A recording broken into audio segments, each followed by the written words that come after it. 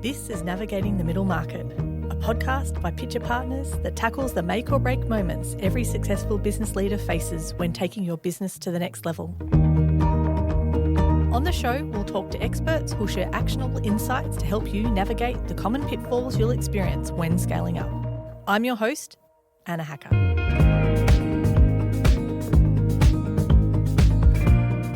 Today, we're chatting with James Beaumont.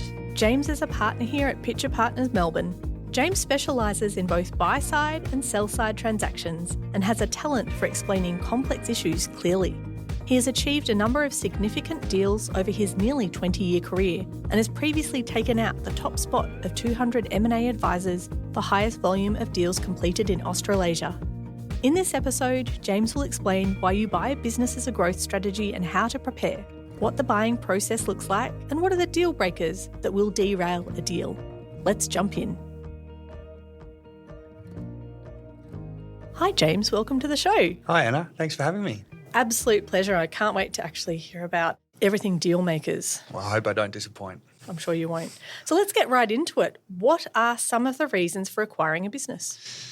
Anna, there are a multitude of reasons why someone might consider buying a business. I think at the end of the day, a business owner needs to consider whether an acquisition adds value, and that can be from the extent of adding to the earnings, adding to the capabilities, or decreasing risk within a business. So if we're thinking about growing a business, acquisitions is a great way to do that. You can potentially acquire a business to add to your existing product offering, to your existing service offering, to broaden the geographies in which you operate, in order to enhance your buying power on the supplier side, in order to attract talent, and it is a way of acquiring talent into your own four walls, is to acquire a business.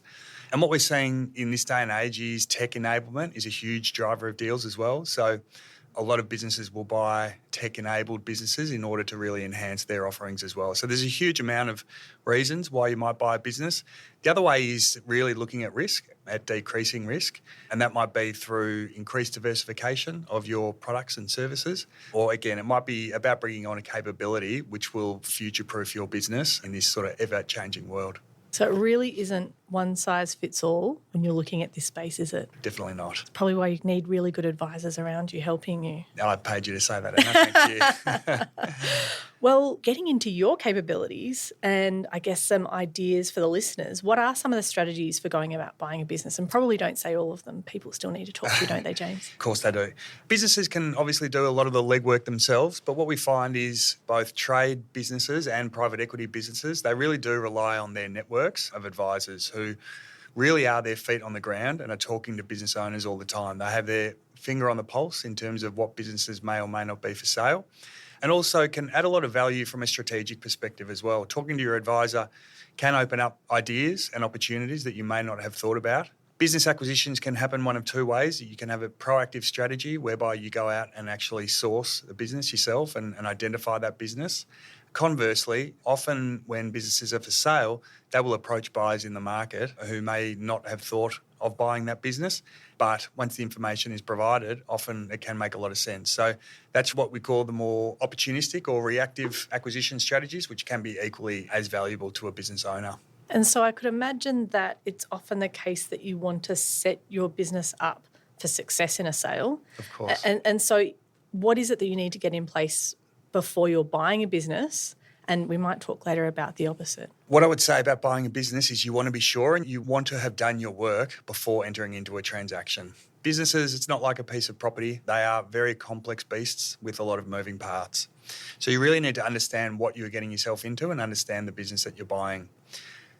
I think fundamental to that is understanding the people and getting to know the people and making sure that there's a cultural fit. And that all should come out in a due diligence process, which is a very important step before you actually buy a business. So a DD process will involve working with your financial advisors, your tax advisors, your commercial advisors, people in the know who have done deals of this nature before, really to really hold your hand and lead your way through a business acquisition. It's so important. That DD process hopefully will uncover any red flags in a business, and that can be any one of a number of different factors. And again, ensures that you're fully prepared for a business acquisition when it does go through. I'd always recommend that there is a detailed integration plan before you embark on completion of a deal, because really that first 100 days post buying a business will either set you up for success and ultimately can determine the direction in which the acquisition will come. So I would say preparation is key, Anna. And so obviously the more you can front end the work, you're much better off finding surprises before you actually complete on a deal rather than after it's too late. It sounds like the preparation's really key. Having the right people around you is really key. And you've mentioned quite a few of the advisors that are good to have around you. Is there anyone else that you would usually recommend to have in that process? Well, I think the other important thing to consider before you acquire a business is to make sure that you can actually fund that business. Now, some businesses will use their own equity in order to buy a business, but a lot rely on debt. So again, being very well prepared and making sure you have your ducks in a row with a bank or a non-bank lender in order to fund an acquisition is really important. Because structuring any acquisition can really impact on the future returns of that business. So making sure you've got the right capital structure in place and any appropriate debt structures in place as well, again, can really optimise those returns and potentially lower the risk in future as well. So really, preparation is the key. And getting things ready as early as possible. That's right. And if you are selling a business, then again, if you are well prepared when going into a sale transaction, then that just allows the transaction to go far smoother and ultimately helps everyone and ultimately leads to a more successful transaction in the long run. And I think that we've covered a lot of what I'm going to ask in the next question, but I do think it's probably a good idea to sort of tie this all together. But what are the key things that someone should be looking for when considering a business to purchase? I look at it in terms of what can go wrong, Anna. And so understanding where the potential red flags exist is really key before embarking on an acquisition. When we are doing due diligence on a business, we are looking for key dependencies. And by key dependencies, that can be anything from key dependencies on individual people. A lot of the businesses we work with are founder-led and founder-driven. And if there's not a proper succession plan in place, then overt reliance on an exiting shareholder really can put a deal at jeopardy. Similarly, any other over-dependencies, whether that be with top customers, top suppliers, overly dependent on a particular market or overly dependent on a particular product, really does have the potential to put fear into buyers. And so having a really well-diversified business that can potentially ride the bumps that inevitably happen in business and over the course of a business's life really sets a business up for a successful acquisition. And when I'm advising my clients on any sale, that's a key part that we look into. And I could imagine that the first time someone looks at an acquisition, it can be very daunting because you haven't done this before, you don't know what the process will look like. Can you tell us any little tips and tricks for what that process looks like? Think what actually happens so it's maybe not as much of a shock for someone starting out on this process journey. Yeah, again, I think planning early is key, Anna, and will ultimately lead to success. I think forming relationships with potential acquisition opportunities and their people early can really have a significant impact on the success or otherwise of a business. So if you are pursuing that more proactive strategy, then I'd be suggesting start forming those relationships early. Get to know who you're potentially buying, get comfortable with those people and their culture, and make sure that there's a fit first and foremost, because so many deals ultimately end up unsuccessful on account of bringing two organisations together that culturally aren't aligned. Once you do have that initial comfort over the fit of a business, then obviously you need to come to terms on a deal. And so the first round of negotiations typically happens around a non-binding indicative offer or a heads of agreement. And at that stage, you're negotiating the key commercial terms of a deal and flushing out any deal breakers early on in the process, because you're far better off finding them early than late on in the process if they are going to exist. Once you've come to terms on a deal, then the buyer will embark on a process of due diligence. And as I alluded to earlier, financial due diligence, tax due diligence, legal due diligence, all of these buckets ultimately set up to protect the buyer and make sure that they're protected post any sale and there are no nasty surprises. So that due diligence process is lengthy, it's thorough, and it's normally not nice either for the buyer or the seller. But it is a necessary evil to ensure that everyone knows what they're getting themselves into before an acquisition goes ahead. Once the due diligence is finished, really the buyers and the sellers are working with their lawyers to document the key commercial terms of the deal. And that's where the 5 or 6 page non-binding indicative offer gets turned into a 100-page sale agreement with reps, warranties, restraints, all that really fun stuff that lawyers are very good at advising on. Again, in the interest of protecting all parties to make sure that the deal that everyone thinks they're signing up to is what actually happens. I think that comes back again to that idea of having trusted advisors around you so that you can do what you do best as a business owner and sit back and look at, is this the right opportunity for me versus is that legal term what I want in my agreement? Because most people won't know. That's why you need the experts in the room, isn't it? It's an art in itself, Anna, and professionals do this day in, day out. So whether it's your first acquisition or your 100th acquisition, good business acquirers do rely heavily on their advisors, and that's a really important step. For two reasons. A, there's a huge amount of work to get done, and business owners need to focus on their day job and business owners need to focus on their day-to-day, because if you take your eye off the ball, things can slip so quickly. So again, having help around you not only helps with the work that's required in order to consummate a deal, but strategically it's always so important. Whether that be, again, mitigating your risk or optimising the terms of a deal and making sure you're protected, it's very important to get good advice at the right time in a deal. I think I'm interested in understanding if you have an example of a business leader who approached the purchase of a business well. What was it that made it successful? And I appreciate that you probably can't name any business leaders or clients, but I guess just generally, is there something that you have seen where you think, gee, that was smooth, that went well? I think a business owner who knows what he wants, he or she knows what they want, is very important. There are so many moving parts in a deal that it can be quite easy to get caught up in the minute detail, but business owners that are very clear on the purpose of an acquisition and what they want to achieve, I think ultimately sets them up for success. They tend to get in there and they do the work, so they know what they're getting into, but they're already thinking 3, 4, 5 steps ahead in terms of what they plan to do with that business and how they plan on extracting value from it. It actually sounds like a really exciting project to be a part of. Maybe I should join M&A. Well, I'm interested in understanding, because it probably is very exciting. People want to get to the end. So how do you speed it up if you're just feeling like it's taking too long? I know you talked about there's documents that need to be in place, everything needs to be reviewed, but is there a way of just making it go a little bit faster? The short answer is no, Anna. And again, if I'm advising my clients buying a business, under no circumstance should you be speeding things up to the point where you are cutting corners and potentially setting yourself up for risk. There's certainly a way to keep to timetables and keep parties honest. Deals do have a habit of dragging on. So having a good project manager throughout the course of a deal ultimately makes sure it gets done as efficiently as possible, but that's ensuring that no shortcuts are taken. You're far better off taking a little bit more time up front than finding that nasty surprise at the end. So, no, Anna, we wouldn't recommend speeding a deal up. Everybody typically wants to get a deal done as quickly as possible. There's a thing in the industry known as deal fatigue, and it's very real. As deals tend to drag on and that process drags on, people often lose interest in a deal. So to the extent you do have momentum, it's important to leverage that momentum and make sure that everything keeps continuing on in the right direction, but not at the expense of doing the job properly. And probably also having a realistic time frame for how things are likely to happen. I know with lots of things it's the case that everyone wants things done right now, but understanding that it might take a little bit of time, but that's for a good reason is probably good. So that was my very naive question then. No, it's a very good point, Anna, because I think people really do underestimate the amount of work that goes into actually consummating a deal. As I said earlier, there are so many moving parts and so many things that can go wrong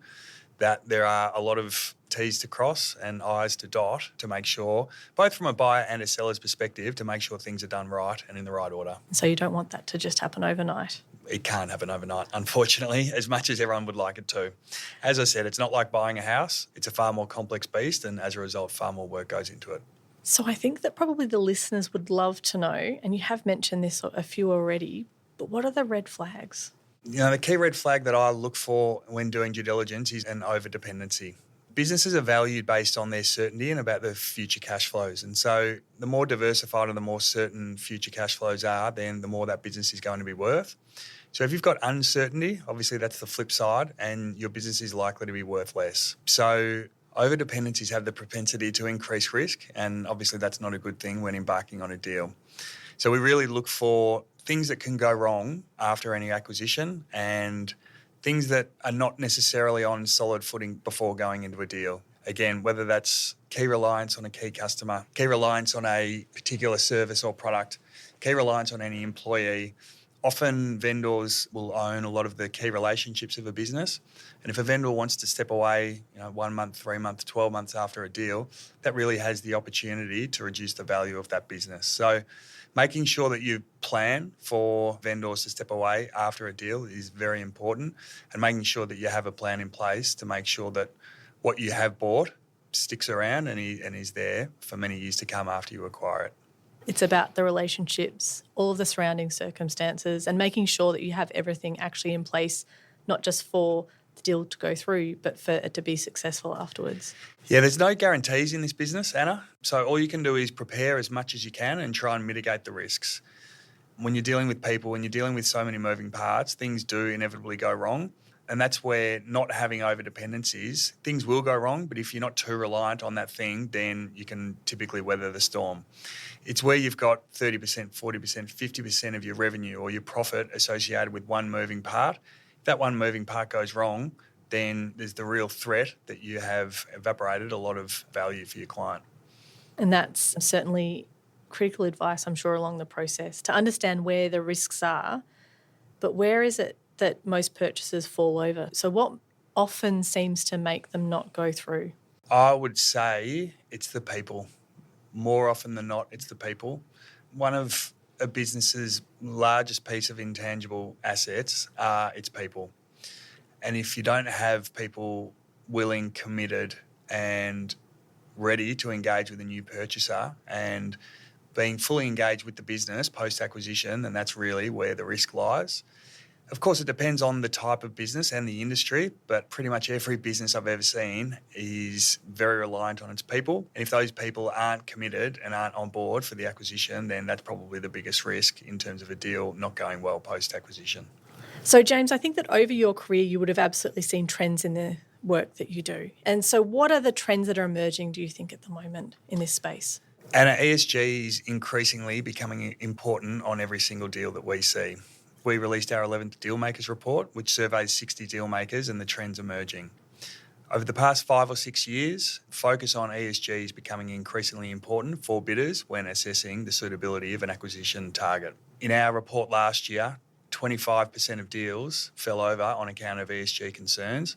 And so we are continuing to see increased focus on ESG and making sure that you are compliant. Particularly for ASX-listed businesses, for private equity funds, ESG concerns and focus is becoming increasingly important. Listeners, we'll have a link to the most recent Dealmakers report in our show notes, and you can have a look at that, because I think that it's a pretty critical report to look at if you're working in this space or looking at acquiring a business. It certainly has the trends, it has the up-to-date trends, which is really important. So, James, you talked about one of the reasons for people acquiring businesses was when purchasers are looking to move into new industries, things that they haven't worked in or understand before. And so that seems like a very specific way of approaching an acquisition. And how do you actually gain an understanding of this new industry? So first of all, Anna, there needs to be some sort of desktop research in order to tick some boxes in terms of, yes, making the decision that this is an industry or a sector that I want to compete in. Once you've proven up the macro level thesis, then you really need to get into the weeds. And to the extent that you haven't been involved in that industry before, it's really important to surround yourself with people who have. So getting technical experts, getting sector experts on your team as you're assessing a business acquisition opportunity is really critical to both assessing that opportunity and then ensuring that the deal runs smoothly and actually succeeds post-acquisition. So I think surrounding yourself with the right people is key if you're looking to move into a particular sector of which you don't have any experience, and I would say that's critical. It really does seem to come back to having the right people around you and surrounding yourself with the right team. Yeah. Knowing when to put your hand up and say, I'm not an expert in any given field, I think is really important. I think you made the point earlier, Anna, that people are really good at running their own businesses, but to the extent that they're looking to branch out into a new sector, then that's the time to put up your hand and say, I'm not the expert, I don't have all the answers. I will surround myself with someone or people who do have the answers and do have that experience to make sure I know what I'm getting myself into and I'm fully advised along the way. That's a really critical part, I would imagine, of that type of acquisition. It really is. And so if we're thinking about the due diligence process, given the move currently to tech, everything's becoming a bit more complicated. I don't want to say it's very different to when you started your career 20 years ago, but I'm assuming there is a lot of a difference Showing my age. between now and then. There is. And so what makes that involvement of tech harder now? Or does it? Is it harder? It is harder, Anna. I think when I first started doing due diligence, we used to lock ourselves in a room and you'd have hard copy paper files everywhere and it would be an absolute nightmare. So these days you are working in virtual data rooms and the process is far easier. Although having said that, the amount of data that you do need to review is tenfold what it used to be. I think when you're looking at tech, that's another beast unto itself. Us as accountants, we do the financial and tax stuff well. But when doing DD on a piece of software, it's critical to make sure that you get the right programmers and people who know what they're looking at in order to assess code. And just like we look at the numbers, looking at that code is so important to make sure that A, it works in a new environment, and B, it's going to stand the test of time. And again, doesn't have huge reliance on a single developer or programmer.